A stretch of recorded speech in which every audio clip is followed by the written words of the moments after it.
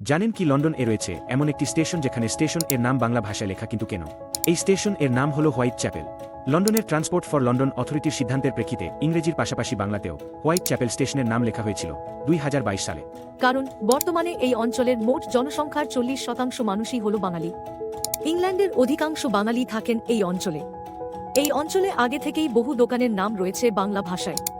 এই আবহে দীর্ঘদিন ধরে দাবি ছিল হোয়াইট চ্যাপেল স্টেশনের নাম যাতে বাংলাতেও লেখা হয়।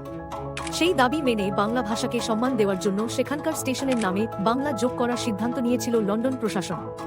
তবে সেই বিষয়টি সহ্য হচ্ছে না ব্রিটিশ সংসদ রুপার্টের। এ অবস্থায় রুপার্ট সম্প্রতি একটি পোস্ট করেন সামাজিক যোগাযোগ মাধ্যমে।